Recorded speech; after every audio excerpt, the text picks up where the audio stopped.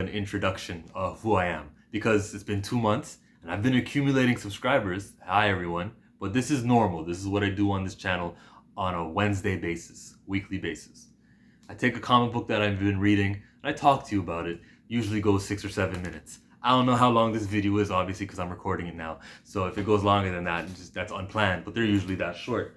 I'm also reading this comic this week, that comic this week, and I went ahead and just so I can say I'm reading everything Marvel's putting out. I'm getting Venom, even though I don't read that one. So let's talk about Avengers now, right? Right. Thumbs up the video, all that bullshit that YouTubers say. I swear on this channel too, by the way, so it's not for the kids. This dude right here, Moon Knight. I've read him in other stories. Never really liked him. I've never cared for this guy more than this comic book, specifically at the end. So he goes around and he gets Iron Fist's power. Like, he doesn't knock on the door. He actually comes to the Himalayas. I am here, presents himself, calls him out. I need the Iron Fist. Yeah, I'm right here. No, not Danny. Iron Fist. What does he mean? Taking that power. So I'm thinking, all right, I'm going to call him the Iron Knight. Fist Knight, something. Okay, then he goes to the Sorcerer Supreme. And it appears that he becomes the Supreme Fist Knight. Supreme Fist Knight. It works, right? That was my little thing that I was saying to in my head. He goes and steals the Ghost Rider's car. Robbie Reyes. So I'm like, okay, we got the Cosmic Ghost Rider. This would be the Fist Supreme Rider. Yeah. So many people were involved in this. The name is just gonna be redundant. Then we get to this cool page. I got Infinity War, Ibombe vibes. I got See Wakanda and Die vibes. Jason Aaron might know a little thing or two about that, but I like that Black Panther put his people first and he surrenders himself. There's a point in here where Moon Knight tries to do what he did with everyone else. I think there's that medallion that he has. It's a cross, sort of, but it's not. His religion is Khonshu. I don't know much about this character again, so if someone can explain that in the comment section, I'm thanking you right now for that. By the way, I read all of my comments if you're someone who's new here, and I heart them. I heart them. So he explains to Black Panther. Black Panther explains to him, my power's in my blood. I thought it came from the heart-shaped herb, but that's neither here nor there. This guy, the Black Panther, is also, what was it? King of the Dead? So I thought maybe that had something to do with it, because there were mummies, zombies.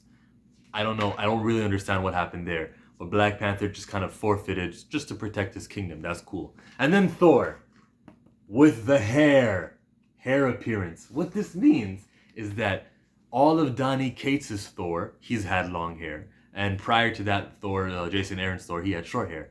This means that this story takes place after the Thor Galactus, Herald of Galactus stuff happens. Because his hair is there. You know what I mean? The Star brand with the child, all that stuff was before. I'm weird. I like to time comics to know when each story takes place, and now I know. Here's this part though. Thor whips the hammer, and Hela over here from Ragnarok says, when you got goodwill with me like Jason Aaron does, you let things like this slide. I don't like that the hammer is being able to be manipulated or lifted or, de-seriousnessized by other people, right? I like when Thor, Donny Cates, he used his hammer to destroy Stormbreaker. I want Mjolnir to be bigged up rather than, oh, look who else can hold it. Vision, in the movies, Hela, in the movies, Captain America, Odin lifts it, and Thor. And if I'm forgetting someone, it's just because, you see how many people can lift this hammer? It's really not that cool. Especially in this comic, when, 7 issues ago, Captain America lifted it, didn't he? But alright, the reason he can do it is because, do you even know what Uru is? It's moon rock. It checks out. It does make sense. It's still... It's a cool reason, though, because it's a moon rock. It comes from outer space. Urdu, it's a moon. He controls the moons. Which also gets into my headcanon of Black Panther and the agents of Wakanda. God loves, moon kills. On the final page of it, I wish I would have took it out of the tape. This is going to be part of Chill's headcanon on the podcast this week.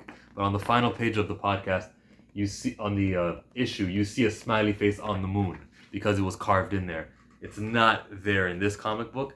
And if Moon Knight can control the moon, he's the one who put it back. Sneak peek for next week's podcast, but that's my headcanon of the week. There's a link in the description box where the podcast can be found. Join one of the over 1,000 listeners. Anyways,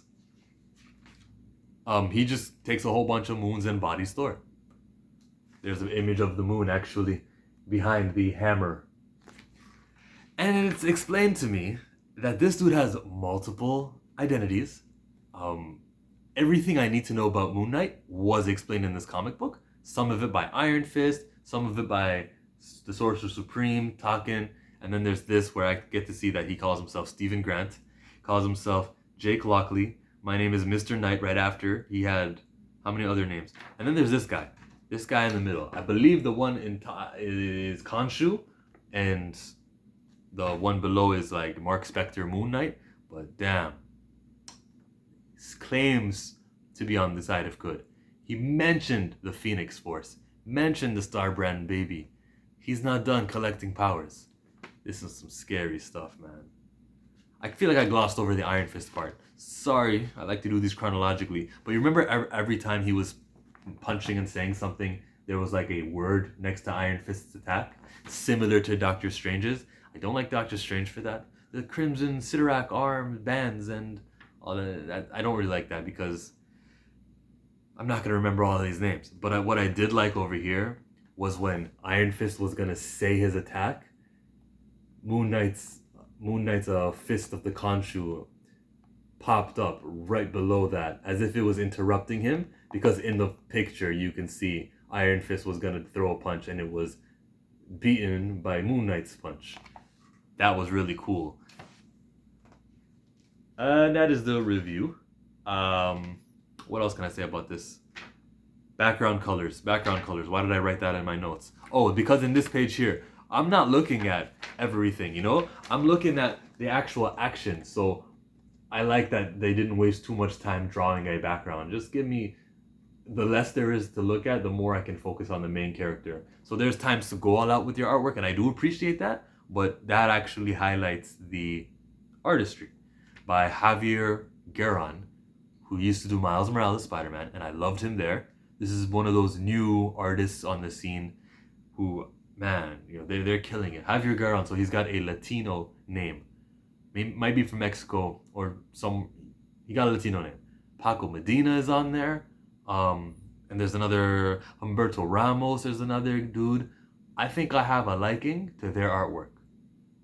Italians too. If Stefano Caselli is an Italian, I like his artwork. And Andrea De Vito, I like Andrea Di Vito's artwork too. I was actually thinking, do I have a bias towards a certain country? No, Ed McGuinness is awesome also. I'm pretty sure he's from Massachusetts. Now, I like art from all over the place, so that's cool. That's the review, everybody. You know what to do, everybody. Get on YouTube, everybody, and scroll down until you see two, everybody. Click the one that goes up, everybody. If you click the one that goes down, everybody, then it's gonna go down, everybody. I'm not playing around, everybody. This is my side of town, everybody. I'm gonna end the video now, everybody.